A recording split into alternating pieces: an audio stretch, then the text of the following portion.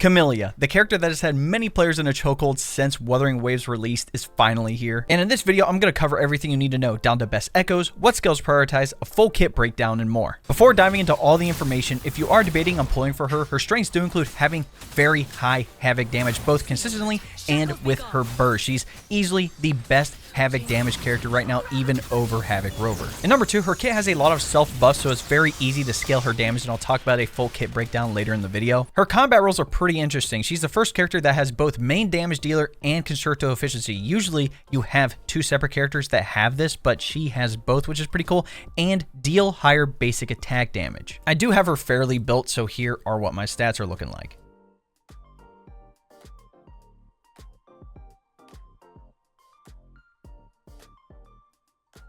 And if you want to get her up to max level, here are all the materials you're going to need.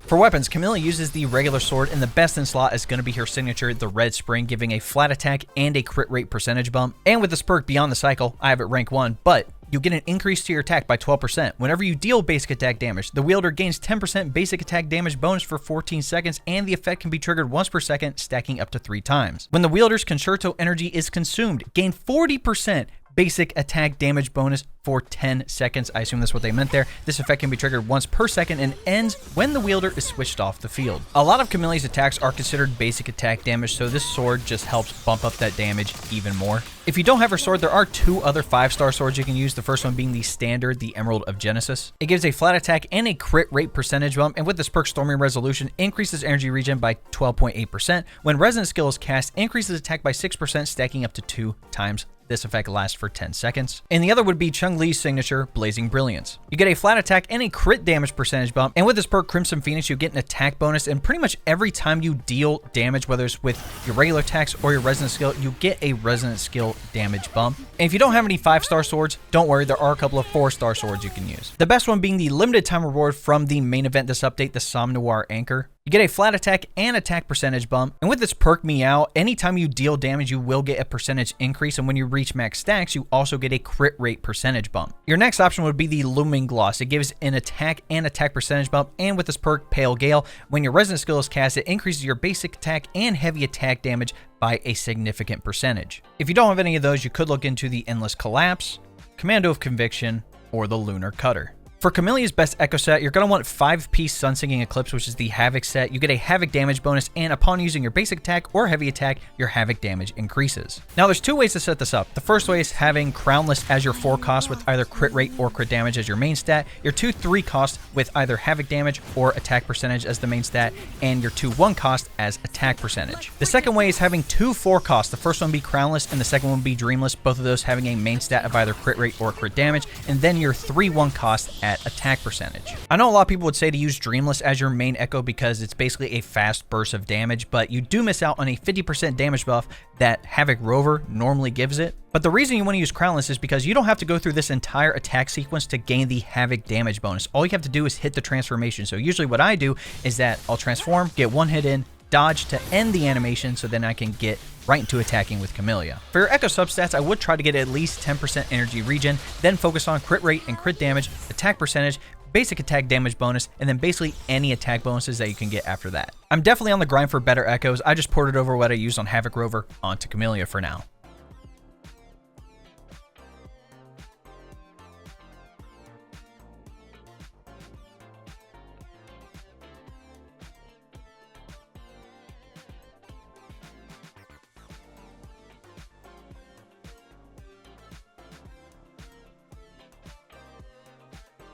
For Camellya's skill priorities, her normal attack, Resonant Skill, and Forte Circuit are all pretty much even, considering a lot of her kit revolves around all 3 of these things, so I would recommend upgrading these ones first, then her Resonance Liberation, then lastly, Intro Skill. And here are all the materials you're going to need to upgrade these skills.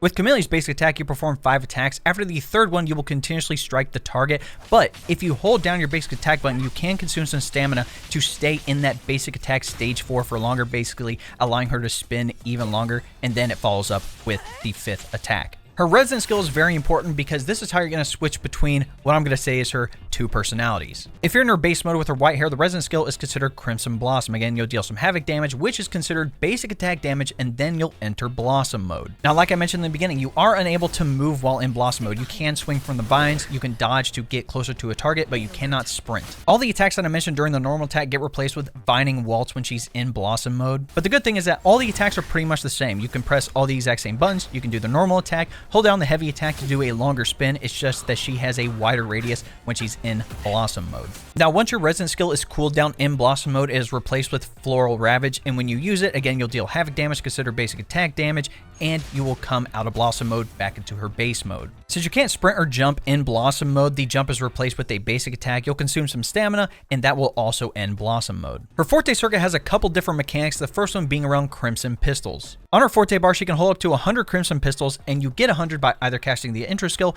or the Forte circuit's Ephemeral, which I'll talk about here in a sec. When you have these Crimson Pistols and you perform pretty much any type of attack, the energy regen multiplier of it is increased by 150%. Consuming 10 Crimson Pistols recovers 4 Concerto energy and obtains 1 Crimson Bud, which you can see above her Forte bar. It's like a red blood drop thing. You can see it down there. And basically, each bud will last 15 seconds, stacking up to 10 times. Forte Circuit Ephemeral is pretty unique. Normally, when your Concerto energy is full, you'd switch out to a different character, perform your outro and intro skills, but Camellya is a little different. When your Concerto energy is full and Ephemeral is not on cooldown, your Resonant skill is replaced with Ephemeral. You can see the skill has a Havoc glow around it and the icon changes, so that's how you know you have it. So casting Ephemeral will consume 70 of your Concerto energy and deal Havoc damage to targets, which is considered basic attack damage, and Camellya enters what's called Budding mode after casting Ephemeral. Once you have Budding mode, all of your attacks gain Sweet Dream, which is an increase to your damage multiplier by 50%, and you cast Ephemeral, it actually consumes those Crimson Buds, additionally increasing the damage multiplier of Sweet Dream by 5% up to 50%. So that means if you do this right, all of your attacks can have a 100% damage multiplier. Now, there are a few downsides. The first one is that you cannot gain any more Crimson Buds while you're in Budding mode, and the energy regen multiplier from all your attacks gets reduced to 0%. And Budding mode can end from either Camellya switching off the field, having all those Crimson Pistols get consumed, or just waiting out the timer. From all that information, essentially when you switch to Camellya, you want to make sure you have those Crimson Pistols, you consume them all, then you pop Ephemeral, so then you can get the damage multiplier bonus, use up all your skills, and then use your Resonance Liberation last so you can get the most damage out of it. I wouldn't recommend using the Resonance Liberation first. There definitely is some setup with her skills. Speaking of her Resonance Liberation, again, you will deal Havoc damage. You can use it in midair. You can use it in her base or her Blossom mode, but I would recommend trying to set it up as your last attack so you can deal as much damage as possible. And with her intro skill, you'll attack the target, dealing Havoc damage, and you will gain 100 Crimson Pistols. For her outro skill, you'll attack the target, deal Havoc damage equal to 329.24%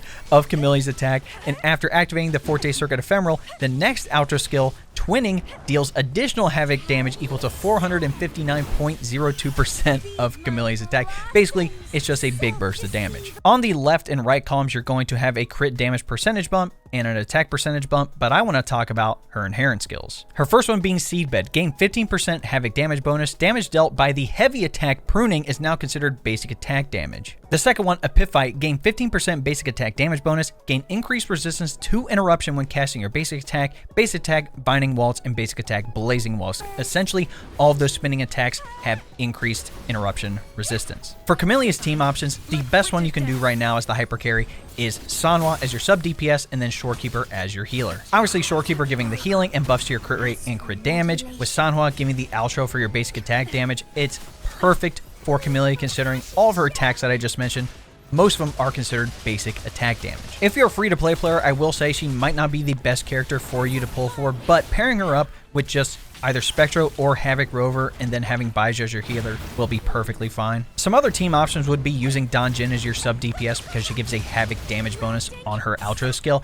And if you don't want to use Baizha and you don't have Shorekeeper, you can always use Verena as your healer. For Camellya's damage rotation, there is a specific way you do need to set this up, but if you are in her base form, you can just use your attacks. If you have Crimson Pistols and consume them, that is totally fine. But the main thing is that when you switch over to her Blossom mode, when you use the Resonant skill, make sure to pop the Crownless Echo skill right after, and then dodge to cancel it. At this point, I'm switching over to Sanhua, building up her Constricto energy so I can proc her outro skill, which is going to give a basic attack damage amplifier of 38% for Camellya. And again, when you use Camellya's intro skill, you'll gain another 100 Crimson Pistols, so I'm going to attack gaining the Crimson Bud so I can gain the buff. Then once I have the max buds that I can get, I'm going to pop Ephemeral. It's going to consume those, and again, that's going to increase my damage multiplier. After that, I'm just going to continue attacking and making sure to use my Resonance Liberation before the budding mode ends. After that, you can pop the Resonance skill again and go back to her base form and repeat the cycle. Like I said, the main thing with her kit is that you want to be able to consume those Crimson Pistols to gain those Crimson Buds,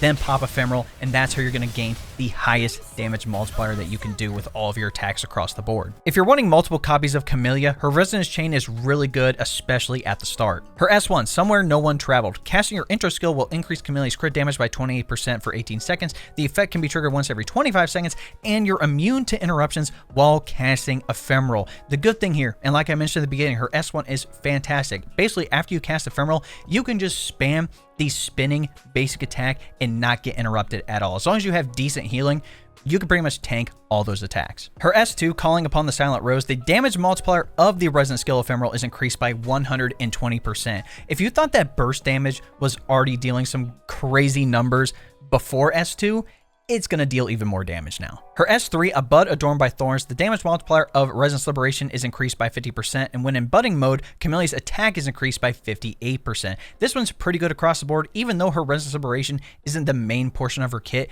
Having it do more damage on top of having even more attack percentage is good across the board. Her S4, Roots Set Deep in Eternity, casting Everblooming gives all team members a 25% basic attack damage bonus for 30 seconds. This is probably the worst one out of the Resonance chain, but it gets better from here. Her S5, Infinity Held in Your Palm, the damage multipliers of intro skill Everblooming are increased by 303%, and the outro skill Twinning specifically is increased by another 68%. And lastly, her S6, Bloom for You 1,000 Times Over. It's very long, so stick with me. The damage multiplier of your Forte Circuit Sweet Dream is increased by another 150%. With Forte Circuit Perennial, within 15 seconds after casting Ephemeral, if Constricto energy is full and Perennial is not on cooldown, Resonance skill is replaced with Perennial. This essentially functions like another Ephemeral attack, so you'll cast it, it'll consume 50 Constricto energy and recover 50 Crimson Pistols, dealing havoc damage equal to 100% of Ephemeral damage considered basic attack damage. Now you can use the skill every 25 seconds. When Camellya enters budding mode after casting Perennial, it removes all Crimson Buds. The bonus damage multiplier granted by Forte Circuit Sweet Dream is now increased to 250%, and you're immune to interruptions when casting Perennial. Overall, her Resonance Chain is very good, giving a crit damage bump, multiple percentage damage multipliers, whether it's to her basic attack, Resonance Liberation, or the Ephemeral attack as well. So I'd recommend stopping at either S1 or S2. S3 is not bad, but if you decide to go all the way to S6, she's gonna be broken. But that, ladies and gentlemen, is my Camellya build guide and kit breakdown. Let me know in the comments if you're pulling for Camellya. I know for myself, when I saw her 1.0, I'm like, I have to pull for this character. She seems great. Her personality is just fantastic, and especially after playing her companion story and having a deeper connection with Rover, it just really solidified it for me. But I understand if you're going to be saving for when Yinlin and Zhang Liao's banners come back in the second half of the update, because both those characters are just fantastic as well. Trust me, I'm trying to get Yinlin's weapon and maybe 1 or 2 more copies to make her even more effective for my Electro team. In any event, if you enjoyed the video, be sure to drop a like on it, subscribe to the channel, and turn on that bell next to notifications so you don't miss out on any other Wuthering Waves content we're dropping here on the channel. We also live stream here on the channel and then also over on Twitch. That link will be in the description. I know right now we have Twitch drops available for the game, so if you want some extra materials and some Astrite, be sure to stop on by. Also, if you want to join my community, hop in the Discord. We have an entire channel dedicated to Wuthering Waves, so if you want to post anything from images to build guides to anything like that, come on over. We're also talking about other games, including other gacha games, PC tech, anime, and more. Lastly, if you want to help the channel even more, you can look into becoming a member. If you don't know what a membership is, it's essentially like a Twitch subscription. Again, you're going to gain access to the exclusive emotes, the monthly badges, and the big thing on the channel, which is getting access to all my long-form videos early. So if you'd like more information, all you have to do is press the join button next subscribe, and that'll give you a rundown with all the details you need. All right, ladies and gentlemen, it's been your boy. We'll catch you in the next one.